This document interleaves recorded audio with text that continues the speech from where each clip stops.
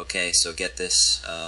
This research paper's got this idea that instead of just making AI smarter by making their brains bigger, we should be teaching them to actually think better.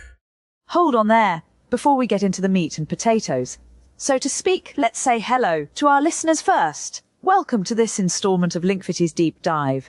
We hope that you enjoy it. A pretty wild paper, huh? And it all comes down to this thing they call test time scaling, right? It's like giving an AI, scratch paper and saying, okay, here's the problem. Take your time, show all your work, and really think it through step by step. It's a really interesting challenge to that traditional idea that you just increase the model size, right? Make it bigger and bigger. Right, just keep adding more stuff. Yeah. And this is about how effectively it uses what it knows as opposed to just how much it knows. So instead of just cramming more information into their AI heads, we're actually teaching it to think strategically. But how do we even start to understand how an AI thinks? I mean, we can't really open up its brain, right? Well, that's where these reasoning traces come in. Okay, and so these are sort of step-by-step explanations of what the AI is doing. So it's like we can kind of peek into the AI's thought processes. Exactly. Kind of look over its shoulder as it's working. Yeah, like you said, it's scratch paper. You can see what it's thinking. I mean, I'm wondering though, are longer reasoning traces always better? I mean, couldn't it be a problem for AIs to overthink? Well, that's a great question, and it's something that the researchers actually address head-on in this paper. Okay? It's not just the case that more thinking equals better results. Right, more thinking is not always good. Yeah, there's kind of like a sweet spot there, a balance between giving the AI enough time and then preventing it from going down these rabbit holes of just overthinking. It makes sense. I mean, even we humans, we overthink all the time. But before we jump into that, I want to talk a little bit about how they're even testing this. The researchers put together this really unique data set called S1K, right? They describe it as high quality, diverse, and difficult. Yeah, sounds like fun. Sounds pretty fun. What makes this data set so special? Well, one thing is it's really diverse in terms of where the questions are coming from. Okay, so they're drawing from all sorts of things like Stanford PhD qualifying exams, quantitative trading interview questions, and they even have problems from the American Invitational Mathematics exam. And even from these Olympiads, those really tough academic competitions. Oh, yeah. So there's a real range of different types of questions. Wait, is this where that crazy human versus star fact comes in? That's right.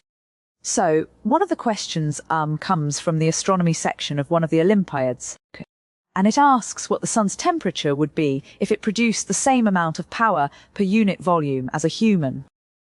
I don't even know where to start with that. It's a tough one. It's a real brain teaser. I'm already intimidated. But seriously, why go through all this trouble to create this really challenging data set? Well, the idea is they wanted to really push the limits of AI reasoning. They wanted to see, if you give these systems problems that even really advanced language models struggle with, how do they perform? Right. So it's not about how much the AI knows. It's about how well they can actually use that knowledge. Exactly. When it really matters, right? Interesting. Yeah. So that's sort of the testing ground. And then, okay, the other piece of this is the actual different approaches to this test time scale. Right? And so they look at two main things. They look at sequential thinking and then parallel thinking. Okay. What's the difference? So you can think of it this way, if you're solving a complicated math equation, you might sort of tackle it step by step. Wow. Right. Building on what you did previously, right? That's sequential thinking. Makes sense. But if you're brainstorming ideas for a project, you might sort of come up with a bunch of different solutions independently. Okay. And then pick the best one. That's more like parallel thinking. So it's like sequential thinking is kind of like a very laser-focused approach, and parallel is more like you just throw everything at the wall and see what sticks. Yeah, it's a more sort of expansive, right, kind of creative brainstorming. kind of approach. Gosh. So they look at both of those, but the paper really focuses in on this idea of budget forcing. That sounds kind of ominous, budget forcing. What is that? Yeah, it does sound a little bit dramatic. But basically what budget forcing is it's about setting limits on the AI's thinking process. Okay. Right. So preventing it from going into these endless loops or just kind of overthinking a problem. So it's like we're giving the AI a certain amount of time to kind of solve the puzzle. Exactly. And so, instead of letting it just sort of run wild with its thoughts, we're imposing some constraints on it to see how that affects its performance. Okay. But how do they actually implement this? Do they cut the power to the AI when time's up? Not quite. No. There's different ways they do it. One is they set a hard limit on what are called thinking tokens that the AI can use. And these tokens, you can think of them as kind of like the Lego bricks of the AI's thought process. Interesting. Right? So each token represents a piece of information or like a step in its reasoning. So by limiting the number of tokens, they're essentially saying, you've got this many Lego bricks. To build your spaceship, right? You can't just have unlimited Lego bricks. Exactly. You got to work with what you got. That's pretty clever. Yeah, it is. And they also experimented with broader time-based instructions, right? They'd say things like think for a short amount of time or think for a long amount of time. Which seems kind of vague. Would the AI even understand what that means? You'd think it wouldn't, but it seems like to some degree it did. Okay. They found that prompting the AI to think longer generally did result in longer reasoning traces. But the question is whether those longer traces actually led to better solutions. And that's something we can dig into a bit more. Yeah, that's what I want to know. So stay tuned. It did, and it led to some pretty interesting results. But like a lot of things in AI, it's not just a simple answer. Longer thinking time doesn't always automatically mean a better result, right? Yeah, it's like that saying, measure twice, cut once. Sometimes taking a little extra time, think things through can prevent you from making a really dumb mistake, right? But sometimes you can overthink things too, and, go down a rabbit hole. Exactly, and that's why it gets really tricky trying to figure out, where that line is, where the benefits of budget forcing kind of stop. Yeah, what are the limitations? Yeah, and one of the big limitations is the AI's context window, which is basically its short-term memory. Oh, okay, so like our own working memory. We can only hold so much in our minds at once. Exactly. And so the AI, no matter how much time you give it, it can only really hold so much information in its mind at a time. Right, like it's trying to work on this giant puzzle, but it can only see a few pieces at once. That's a great way to think about it.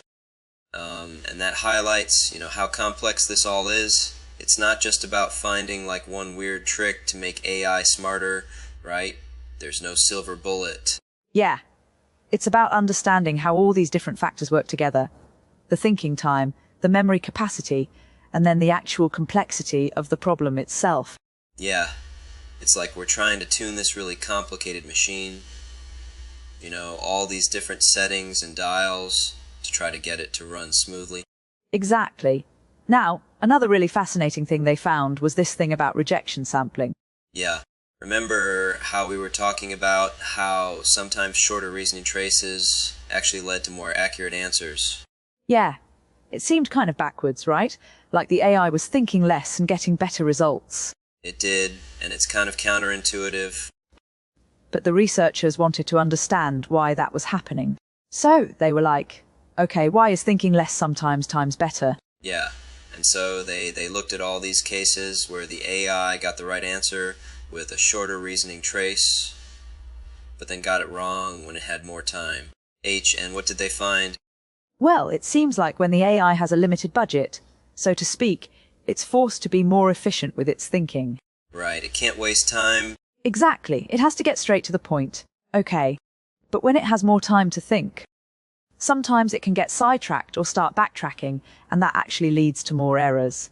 So, it's like when we're under pressure, we sometimes come up with our best ideas, but if we have too much time, we can overthink things and mess it all up. That's a really good analogy. Yeah, makes sense.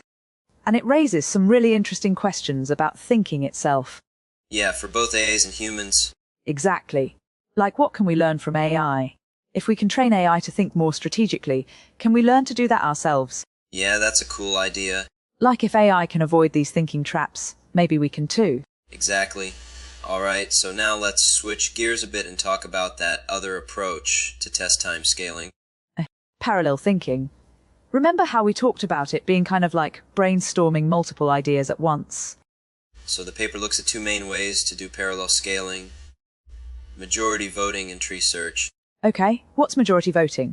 So majority voting, you can think of it as kind of like a democratic poll of different AI agents.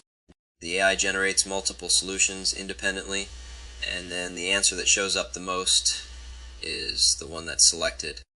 So it's like the wisdom of the crowds, but with AI. That's kind of cool. Yeah. And then tree search is a little more complicated. Okay, how so? It involves evaluating the AI's reasoning process at each step using a separate reward model. So it's like having a panel of judges for the AI's thinking process. Exactly. And they're assessing, is this step a good step? Is this a bad step? And what's interesting is they found that tree search and specifically a method called rebase actually performed the best when it came to scaling performance. So even though the paper focused more on sequential thinking, parallel thinking might actually be the key to making AI even smarter. It's definitely a possibility. Interesting. And it kind of highlights the fact that there are multiple ways to approach this problem of improving AI reasoning. Yeah, it's a really complex landscape, right? It's not a one-size-fits-all solution. No. And a big part of this exploration is the dataset itself, right? The S1K dataset with all those crazy hard problems. Yeah, that one with the human versus star question. I still don't even know. It's a tough one. Where to begin with that one. But there's a lot more to this data set than just its difficulty. The researchers went to a lot of effort to make sure it was also really diverse and really high quality. So, it's not just about throwing a bunch of hard problems at the AI. It's about really testing its abilities in all these different ways. Exactly. So, they want it to be challenging, but they also wanted it to be fair. And they wanted to really understand, what are the AI's strengths? What are its weaknesses? Okay. So they put a lot of thought into designing this data set. They did. Yeah, it was a huge effort. So what exactly did they do? I'm picturing, a bunch of scientists locked in a room with piles of textbooks, just coming up with the hardest problems they could think of. Well, it wasn't quite like that, but it was a pretty big undertaking. They started with this massive pool of over 59,000 potential problems. 15. And they got these problems from all sorts of places, online forums, competition archives, even academic journals. So, it was a really diverse set of problems to start with. Okay, but how did they narrow it down to just 1,000? So they had this whole featuring process. Okay, and they were guided by three main things: quality, difficulty, and diversity. Makes sense. So, first they want to make sure all the problems were well written. Yeah, you don't want any trick questions. Exactly. They wanted them to have clear solutions. Right. So the AI isn't getting tripped up by the wording. Exactly. It's about testing its reasoning ability, not its ability to understand, tricky language. Right. And then the next thing was difficulty. They wanted problems that would challenge even the most advanced AIs. Right? Not stuff they could solve easily. Yeah. They wanted problems that would really make them sweat a little bit. And then finally, they really wanted to make sure the dataset was diverse, right? Representing lots of different areas. They wanted problems from all different fields, so they could test the AI's ability to reason across a wide range of topics. So they weren't just testing how good the AI was at math. They were testing how well it could think in general. Exactly. Like how adaptable is it? Can apply its reasoning skills to different domains. It's like they were designing a mental gym for the AI, with all these different exercises to work out its brain. That's a great way to put it. Yeah, and to make things even more challenging, they didn't just include the problems themselves. Okay, what else? They also collected reasoning traces for each problem. Remember those step-by-step explanations of the thinking process. Yeah, it's like looking at the AI's scratch paper. Exactly. But here's the interesting part. They didn't use humans to create these reasoning traces. Okay, who did they use? They actually used another AI system, Google's Gemini. Wait, they used an AI to generate the thinking process for another AI. That's right. That's kind of wild. It is a little bit mind-bending. Yeah, so like AI Inception or something. Exactly. But there was a good reason for this. They wanted to be able to generate a ton of these reasoning traces really quickly. Which would have taken humans forever. Makes sense. Time is money. Yeah, and so by using Gemini, they could cover a much wider range of problems. Okay. So they sped up the process. But how did they make sure that the AI-generated reasoning traces were actually good? Well, they had another AI system check the work. Oh, okay, so AI checking AI. Exactly. They used a system called Claude to evaluate whether each reasoning trace was actually correct. So it's like double checking the homework. Yeah, basically. That's pretty clever. It is. And then to make sure everything was really top-notch, they had humans review a subset of the reasoning traces as well. So it was a real team effort. Yeah, humans and AI working together to create this incredible data set. Yeah, so it really was a monumental achievement. And this S1K data set, it's like the foundation for all of this research, right? It's what allowed them to really push the boundaries of AI reasoning. And it's amazing how much work went into creating it. It was a huge undertaking. Yeah, but I'm really curious to see how these AI systems actually performed on these problems. Yeah, me too. And that's what we're going to dive into in the next part of our deep dive. Okay, stay tuned. Okay, so now for the main event. How did these AI systems actually do when they had to face these super tough problems from the S1K data set?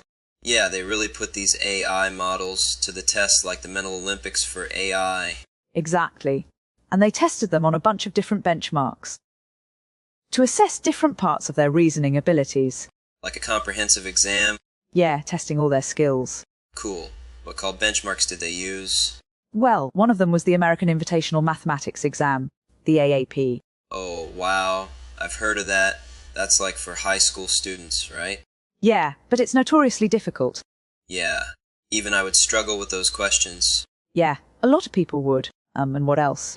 They also use something called MAT H500, which is a collection of competition math problems with different levels of difficulty. And then they also use GPQA Diamond, which is a set of like PhD level science questions. So they really threw everything at them. Yeah, they wanted to see what these AI models were capable of. Okay. So how did they actually do? Did this whole budget forcing thing actually help? Yeah, it did. They found that giving the AI more thinking time through budget forcing led to significant improvements in ACC accuracy across all the benchmarks. Yeah. Across the board. So it seems like giving them that extra time to really think things through actually made a difference. Like giving their AI brains a little coffee break. Yeah, exactly. But remember how we talked about that sweet spot, right? Too much thinking can be a bad thing. Yeah, and that's what they found here too.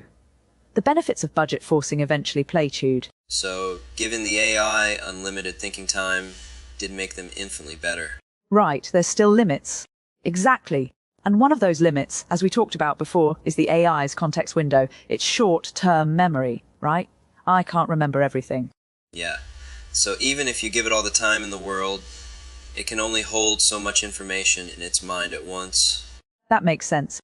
So what about those other approaches we talked about, the parallel scaling methods, right? Majority voting and tree search. Yeah, did those do anything? They did. And this is where it gets really interesting. They actually found that tree search, specifically a method called rebase, performed all the other approaches.